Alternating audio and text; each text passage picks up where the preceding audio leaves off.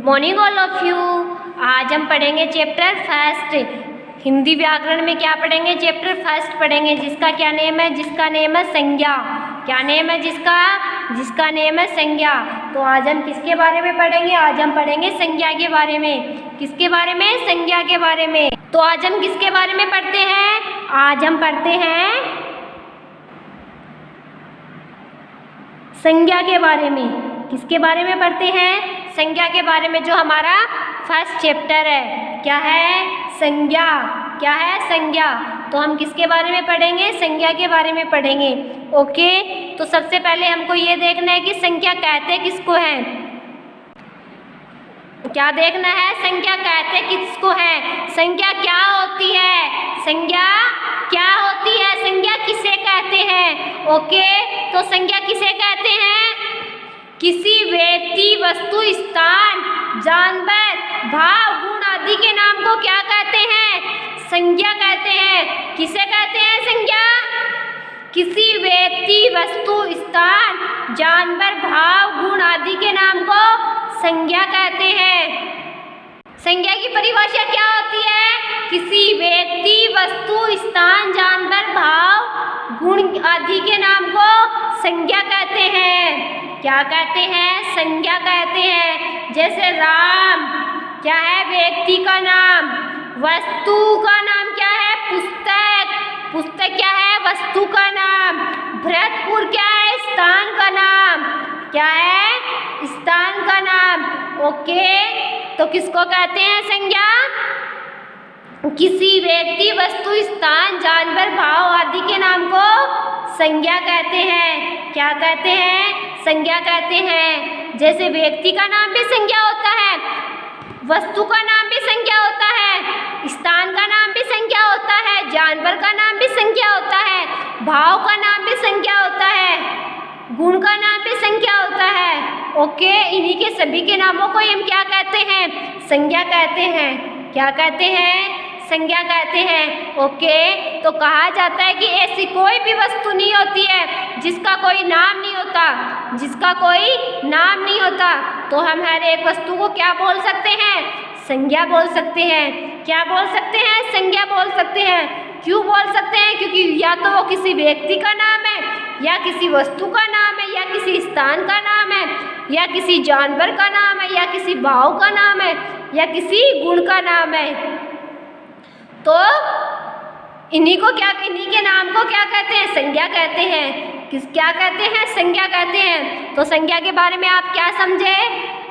आप क्या समझे संज्ञा के बारे में? तो संज्ञा किसको कहते हैं? आपको इस बात को समझना है कि संज्ञा कहते किसको है। ओके, इनको रटना नहीं है, आपको इनको ओनली समझना है। जब आप इनको समझोगे तो ये आपके समझ में आ जाएगा कि संज्ञा बोलते किसको है, संज्ञा कहते किसको है। ओके, तो इन्हीं के नाम को क्या कहते हैं? हम संज्ञा कहते हैं। कि कोई भी ऐसी वस्तु नहीं है जिसका कोई नाम नहीं होता, तो हर वस्तु का क्या होता है? नाम होता है। इन्हीं को क्या कहते हैं? संज्ञा कहते हैं। क्या कहते हैं? इन्हीं को संज्ञा कहते हैं। ओके, अब हम देखते हैं संज्ञा के भेद। क्या देखते हैं? संज्ञा के भेद। संज्ञा के भेद कितने होते हैं? अब किसके बारे में जानेंगे? हमें संज्ञा के भेद के बारे में जानेंगे। तो संज्ञा के कितने भेद होते हैं? संज्ञा के 5 भेद होते हैं। संज्ञा के भेद कितने होते हैं? 5 होते हैं। कितने होते हैं? 5 होते हैं। ओके, तो आपको ये देखना है कि संज्ञा के कौन कौन से भेद होते हैं। संज्ञा के भेद कौन कौन से होते हैं? संज्ञा के 5 भेद कौन कौन से होते हैं? तो पहला भेद कौन सा होता है? सबसे पहले देखेंगे पहला भेद। पहला भेद कौन सा होता है? व्यक्तिवाचक संख्या। कौन सा होता है?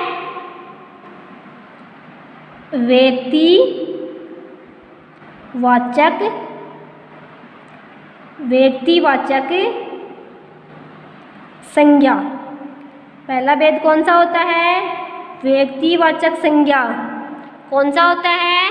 व्यक्तिवाचक संज्ञा। दूसरा कौन सा होता है? जातिवाचक संख्या। दूसरा कौन सा होता है?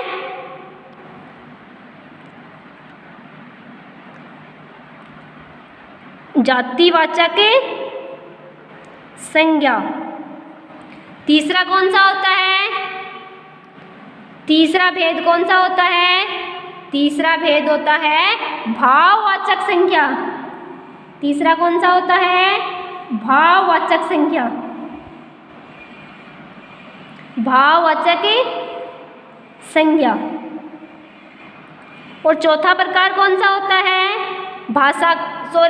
संज्ञा का चौथा प्रकार कौन सा होता है? समुदायवाचक संज्ञा।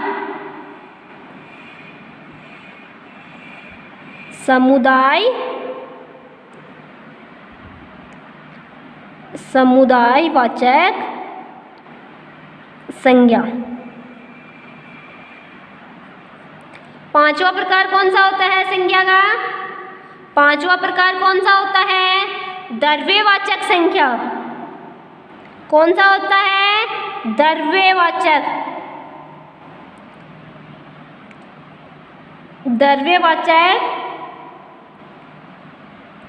संज्ञा। ये क्या है? ये संज्ञा के भेद है। क्या है? संज्ञा के भेद है। कौन कौन से हैं? व्यक्तिवाचक संज्ञा, जातिवाचक संज्ञा, भाववाचक संज्ञा, समुदायवाचक संज्ञा और द्रव्यवाचक संज्ञा। ये क्या है? संज्ञा के भेद है। क्या है? संज्ञा के भेद है। तो हम सबसे पहले किसके बारे में पढ़ेंगे? हम सबसे पहले पढ़ेंगे व्यक्तिवाचक संज्ञा के बारे में। किसके बारे में पढ़ेंगे? व्यक्तिवाचक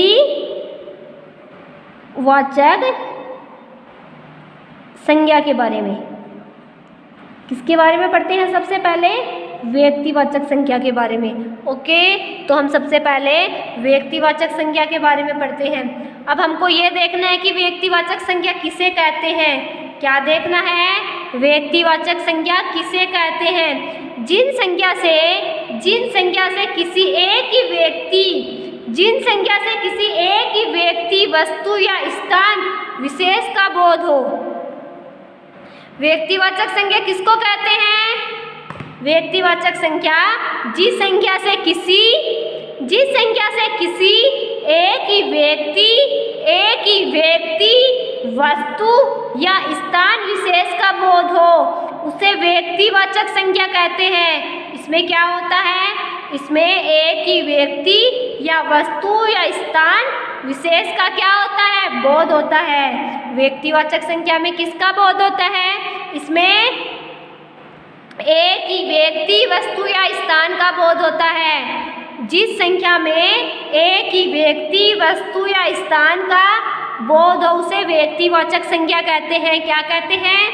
व्यक्तिवाचक संज्ञा कहते हैं। ओके, जैसे व्यक्तियों के नाम राम, मोहन, कालू आदि। ये क्या है? व्यक्तियों के नाम जिसमें एक ही व्यक्ति का बोध होता है। दिशाओं के नाम पूर्व, पश्चिम, उत्तर, दक्षिण। देशों के नाम भारत, चीन, जापान, अमेरिका। राष्ट्रीय जातियाँ भारतीय, चीनी, जापानी। नदियों के नाम गंगा, यमुना, घाघरा। समुद्रों के नाम अरब सागर, प्रशांत महासागर। पर्वतों के नाम अरावली, हिमालय। नगरों के नाम जयपुर, जोधपुर, अजमेर, पटना, दिल्ली, कोटा। समाचार पत्रों के नाम राजस्थान पत्रिका, दैनिक भास्कर, हिंदुस्तान टाइम्स। पुस्तकों के नाम रामायण, मेघदूत। दिनों के नाम सोमवार, मंगलवार, बुधवार। महीनों के नाम जनवरी, फरवरी, मार्च, फाल्गुन, चैत्र। ग्रह नक्षत्रों के नाम पृथ्वी, सूर्य, चंद्रमा। त्योहारों के नाम होली, दीपावली, ईद। ये किस में आते हैं? ये व्यक्तिवाचक संज्ञा में आते हैं। किस में आते हैं? व्यक्तिवाचक संज्ञा में आते हैं। तो व्यक्तिवाचक संज्ञा किसको कहते हैं? जिन संज्ञा से किसी एक ही व्यक्ति, वस्तु या स्थान विशेष का बोध हो उसे क्या कहते हैं? उसे व्यक्तिवाचक संज्ञा कहते हैं। उसे व्यक्तिवाचक संज्ञा कहते हैं। जिन संख्या से किसी एक ही व्यक्ति, वस्तु या स्थान विशेष का बोध हो उसे व्यक्तिवाचक संज्ञा कहते हैं। क्या कहते हैं? व्यक्तिवाचक संज्ञा कहते हैं। ओके, तो आप व्यक्तिवाचक संख्या के बारे में आपने क्या जाना? जिन संख्या से किसी एक ही व्यक्ति, वस्तु या स्थान विशेष का बोध हो उसे व्यक्तिवाचक संज्ञा कहते हैं। ओके बच्चों, तो आज आपको घर पे क्या पढ़ना है? आज आपको संज्ञा के बारे में अच्छे से जानना है कि संज्ञा किसको कहते हैं, संज्ञा क्या होती है। ओके, बाद में आपको जानना है संज्ञा के कितने भेद होते हैं, संज्ञा के कितने भेद होते हैं और संज्ञा के कौन कौन से भेद होते हैं, संज्ञा के कौन कौन से भेद होते हैं। और बाद में आपको जानना है व्यक्तिवाचक संज्ञा क्या होती है, व्यक्तिवाचक संज्ञा किसको कहते हैं, व्यक्तिवाचक संख्या में क्या क्या आते हैं। ओके, ये सब क्या करना है आपको अच्छे से आज पढ़ना है अपने घर पे। ओके बच्चों, आज के लिए इतना ही काफ़ी है। कल हम पढ़ेंगे next topic. Okay, thank you बच्चों।